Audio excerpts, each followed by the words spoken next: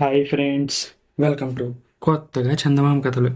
ఈరోజు మనం బేతాళ కథల సిరీస్లో రహస్య ప్రభావాలు అనే కథ చెప్పుకుందాం. పట్టువదలని విక్రమార్కుడు మళ్ళీ చెట్టు వద్దకు వెళ్ళి చెట్టు మీద నుంచి శవాన్ని దించి భుజాన వేసుకొని మౌనంగా శ్మశానం కేసి నడవసాగాడు. అప్పుడు ఆ శవంలో ఉన్న బేతాళుడు, రాజా, నువ్వు ఇంత అర్ధరాత్రి వేళ ఇంత ప్రయాసపడుతున్నావు కదా, నీ మనసులో అసలు నువ్వేమనుకుంటున్నావో ఎవరికి తెలుస్తుంది? పూర్వం మైత్రేయ మహాముని ప్రభావం వల్ల ధర్ముడి మనస్సులో కలిగే రహస్య భావాలు బట్టబయలు అయినట్లుగా నీ మనసులో ఉండే ఆలోచనలు కూడా బయటపడితే ఎలా ఉంటుంది? ఒకవేళ నీకు ధర్ముడి కథ తెలియదేమో, నేను చెప్తాను విను అంటూ ఈ విధంగా చెప్పడం ప్రారంభించాడు. పూర్వం అయోధ్య నగరానికి సమీపంలో మైత్రేయుడు అనే మహాముని కఠోరమైన తపస్సు చేసుకుంటూ ఉండేవాడు. ఆయన తన యోగ ప్రభావం చేత మనోబుద్ధి చిత్తాహంకారాలన్నిటినీ పూర్తిగా జయించి 100 ఏళ్ల పాటు నిశ్చల సమాధిలో తపస్సు చేశాడు. ఈ ఘోర తపస్సు కారణంగా ఆయన శరీరమంతా చెట్టులాగా బెరడుగట్టింది. ఆయన తల మీద పక్షులు గూడు కట్టుకున్నాయి. మైత్రేయ మహాముని పేరు దేశ దేశాలా పాకింది. తపస్సమాధిలో ఉన్న ఆయన్ను చూడ్డానికి నిత్యము యాత్రికులు వచ్చిపోతూ ఉండేవారు. అయోధ్య నగరంలో కూడా ఒక సత్పురుషుడు ఉండేవాడు. ఆయన పేరు ధర్ముడు. ఆయన ధర్మదేవత అవతారం లాంటివాడు. విశేష ధనవంతుడై ఉండి కూడా ఆయన తన డబ్బును సుఖాల కోసం ఖర్చు చేయకుండా సాధారణ కుటుంబీకుడిలా జీవిస్తూ దాన్ని ఇతరులకు సహాయపడడానికి ఉపయోగించేవాడు. ఆయన ద్వారా మేలు పొందని వారు ఆ ప్రాంతాల్లో ఒక్కరు కూడా లేరు. బీదసాదలు ఆయన పేరు తలుచుకొని దన్నాలు పెడుతూ ఉండేవారు. కానీ ఆయన ప్రవర్తనలో ఎన్నడూ పొల్లు పొచ్చము ఉండేది కాదు. ఇతరులకు ధర్మ నిర్ణయాలు చేసి పెట్టడంలో కూడా ఆయన అద్భుతమైన ప్రజ్ఞ కనబరిచేవాడు.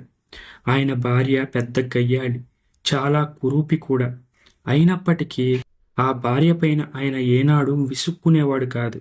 ఆయన మంచి కవి. ప్రజలు తన కవిత్వాన్ని మెచ్చుకుంటే ఎంత సంతోషించేవాడో, ఇతరుల కవిత్వాన్ని మెచ్చుకున్నా అంతగానూ సంతోషించేవాడు. తనలో తప్పు అన్నది లేశమన్నా లేకుండా చూసుకుంటూ ఇతరులలో ఏపాటి మంచి స్వభావం ఉన్నా చూసి ఆనందించే స్వభావం కలవాడు ఆయన. ధర్ముణ్ణి అందరూ కలియుగ ధర్మరాజు అని పిలిచేవారు. రోజు మైత్రేయ మహామునిని చూసి వెళ్ళినట్టే యాత్రికులు ధర్ముణ్ణి కూడా చూసి ఆయనతో మాట్లాడి తమ ధర్మ సందేహాలు తీర్చుకొని పరమానందంతో వెళ్ళిపోయేవారు. ఒకనాడు కొందరు యాత్రికులు అయోధ్య నగరానికి వచ్చారు. ధర్ముడి దర్శనం చేసుకొని తర్వాత మైత్రేయ మహామునిని చూడబోయారు. మైత్రేయ మహాముని ఎప్పటిలాగే తపస్సమాధిలో ఉన్నాడు. ఆయన్ని చూసి దండం పెట్టుకున్నాక యాత్రికులు తమలో తాము ఇలా అనుకోవడం మొదలుపెట్టారు. తపస్సు చేసి మోక్షం సాధించడంలో ఏమంత వింత లేదు. ధర్ముడిలాగా కర్మ చేస్తూ మోక్షం సాధించే అర్హత సంపాదించుకోవడమే నిజంగా గొప్ప సంగతి అన్నాడు ఒకడు. అందులో ఏమాత్రం సందేహం లేదు. ఈ కలియుగంలో ధర్ముడి వంటి వాడు మరొకడు పుట్టాడు. ఒకసారి ఆయన దర్శనం చేసుకుంటే చాలు, సమస్త పాపాలు విరగడైపోతాయంతే అన్నాడు మరొకడు. ఈ సంభాషణ మైత్రేయ మహాముని చెవుల్లో పడింది. ఆయన తన గడ్డం చాటున ఒక చిరునవ్వు నవ్వుకున్నాడు. మూఢులు పై మెరుగులు చూసి మోసపోతారు. యోగశక్తి చేత మనస్సును పూర్తిగా జయించిన మునుల కన్నా ఈ ధర్ముడు ఎక్కువ. వీడి మనస్సులో ఎలాంటి భావాలు చెలరేగుతూ ఉంటాయో ప్రపంచానికి తెలియదు. వాటన్నిటినీ లోకం చూడకుండా దాచిపెట్టి తన ప్రవర్తనను మాత్రమే శాసించగలుగుతూ వస్తున్న ఈ ధర్ముడు మోక్షార్హుడా? నా తపశ్శక్తి చేత రేపు ఉదయం నుంచి వీడి మనసులో ఎప్పటికప్పుడు తలెత్తే భావాలన్నీ బట్టబయలు చేస్తాను అని ఆ మహాముని నిర్ణయించుకున్నాడు. ఆ రోజు గడిచిపోయింది. మర్నాడు తెల్లవారుజామునే ధర్ముడు నిద్రలేచాడు. సూర్యోదయం దాకా నిద్రపోయే అలవాటు ఆయనకు ఏనాడూ లేదు. కానీ ఆయన భార్య మట్టుకు జాము పొద్దెక్కే లేచేది. నిద్ర లేస్తూనే ధర్ముడు తన భార్య కేసి చూసి విసుక్కున్నాడు. ఇది రోజు గొడ్డులాగా పడుకొని జాము పొద్దెక్కేదాకా నిద్రపోతుంది. ఇంతకంటే ఈ మేడ మీద నుంచి పడి చచ్చినా బాగుండును అనుకున్నాడు. తన మనసులో ఇలా అనుకున్నట్టు కూడా ధర్ముడికి స్పష్టంగా తెలియదు. కానీ ఇంతలోనే ఆయన భార్య ఎవరో తట్టి లేపినట్టు లేచి పరిగెత్తుకుంటూ వెళ్ళి మేడ మీద నుంచి కిందకి ఉరికింది. ధర్ముడు ఆదుర్దాగా వెళ్ళి చూసేసరికి ఆమెకు ప్రాణం పోయి ఉంది. ధర్ముడి మనసు విచారంతో కుంగిపోయింది. తన భార్య ఈ విధంగా ఆత్మహత్య చేసుకోవడానికి కారణమేంటో ఆయనకు తెలియరాలేదు. ఆయన శవవాహకులను పిలుచుకురావడానికి వీధిలోకి అడుగుపెట్టాడు. వెంటనే అలవాటు ప్రకారం అనేక మంది భిక్షగాళ్ళు అయ్యా, బాబు, ధర్మం అంటూ ఆయన చుట్టూ ఈగల్లాగా ముసిరారు. ఈ బిచ్చగాళ్ళు పడి సావా, ఎంత ఇచ్చినా వీళ్ళ దరిద్రం తీరదు అని ధర్ముడు తన మనసులో అనుకున్నాడు. మరుక్షణమే బిచ్చగాళ్ళందరూ ఎక్కడి వాళ్ళక్కడ విరుచుకు పడిపోయి ప్రాణాలు వదిలేశారు. ఇది చూసి ధర్ముడికి కంగారెత్తిపోయింది. తెల్లవారి లేచి ఆయన 2 విడ్డూరాలు చూశాడు. రెండిటికీ కూడా తగిన కారణం కనిపించలేదు. తాను ధర్మం చేసే లోపల ఈ బిచ్చగాళ్ళంతా చనిపోయారే అన్న చింత ఆయన్ను చాలా బాధించింది. మరికొంత దూరం వెళ్ళేసరికి ఆయనకు ధాన్యపు బళ్ళు, గడ్డి బళ్ళు ఎదురుగా వచ్చాయి. అవి దాటిపోయిందాకా ఆయన ముందుకు సాగలేకపోయాడు. కాని అంతలోనే ఆ బళ్ళ ఇరుసులు విరిగి పడిపోయాయి. వాటిని లాగే ఎడ్లు ఎవరో కత్తులతో కోసినట్టుగా అయిపోయి చచ్చిపడిపోయాయి. ఈసారి ధర్ముడికి తన మనసులో తలెత్తిన భావమే ప్రత్యక్షంగా జరిగిందని తెలిసిపోయింది. తన భార్య చావుకు, బిచ్చగాళ్ల చావుకు కూడా తానే కారకుడై ఉండాలని ఆయనకు అనుమానం కలిగి చాలా కుంగిపోయాడు. కానీ ఆయన ఎంత నిగ్రహించుకున్నప్పటికీ మనసు వశం తప్పడం, ఏదో ఒక ఆలోచన తలెత్తడం, అది వెంటనే జరిగిపోవడం తటస్థించింది. ధర్ముడు సాయంకాలం లోపల భార్యకు ఉత్తరక్రియలు చేశాడు. మనశ్శాంతి కోసం ఆయన ఆ సాయంకాలం రాజుగారి సభకు వెళ్ళాడు. ఆ రోజు అక్కడ కావ్య పఠనం జరుగుతుందని ధర్ముడికి తెలుసు. నిండు సభలో కవి తాను ఎంతో కొత్తగా రాసిన కవితను చదువుతున్నాడు. సభ నిండా కవులు, పండితులు కిక్కిరిసిపోయి ఉన్నారు. ధర్ముడు కూడా ఒక మూల చోటు చేసుకుని కూర్చున్నాడు. కావ్యం చాలా రసవత్తరంగా ఉంది. కవి చదివే ప్రతి శ్లోకానికి సభికులు ఆహా, ఓహో అంటున్నారు. ధర్ముడు రాసిన శ్లోకాలను కూడా ఈ సభికులు మెచ్చుకున్నవారే. ఈ కవిని వారు ఇంకా ఎక్కువగా మెచ్చుకుంటున్నారని ధర్ముడికి తోచింది. వెంటనే ఆయనకు తెలియకుండా ఆయన మనసులో ఏదో ఒక భావం తలెత్తింది. మరుక్షణమే కావ్య పఠనం చేసే కవి నెత్తురు కక్కుకొని చచ్చిపోయాడు. దీంతో సభ గందరగోళంగా ముగిసింది.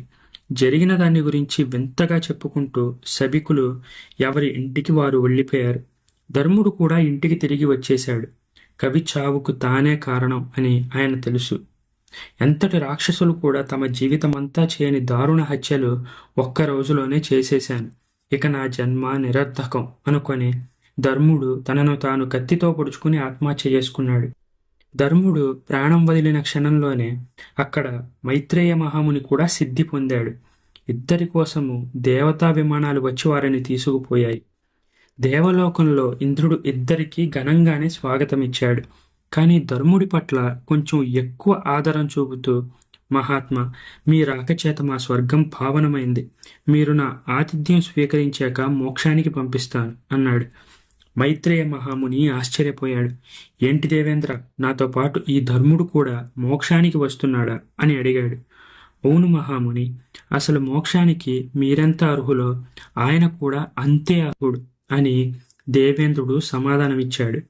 బేతాళుడు ఈ కథ చెప్పి, రాజా, మైత్రేయ మహామునికి ధర్ముడికి గల తేడా నీకు అర్థమైంది కదా. ఇద్దరూ మోక్షానికి అర్హులే అనడంలో దేవేంద్రుడు పక్షపాతం కనబరచలేదా? మనోబుద్ధి చిత్తాహంకారాలను నిగ్రహించి కఠోర తపస్సు చేసిన మైత్రేయ మహామునికి తన మనస్సు మీద ఎటువంటి నిగ్రహము లేని ధర్ముడికి పోలిక ఏంటి? ఈ ప్రశ్నకి సమాధానం తెలిసి కూడా చెప్పకపోయావంటే నీ తల పగిలి 1000 ముక్కలవుతుంది అన్నాడు. దేవేంద్రుడు పక్షపాతం ఏమీ చూడలేదు.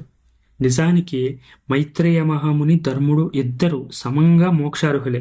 ధర్ముడు సామాన్య మానవుడు, సాటి మానవులకు ఆదర్శప్రాయుడు.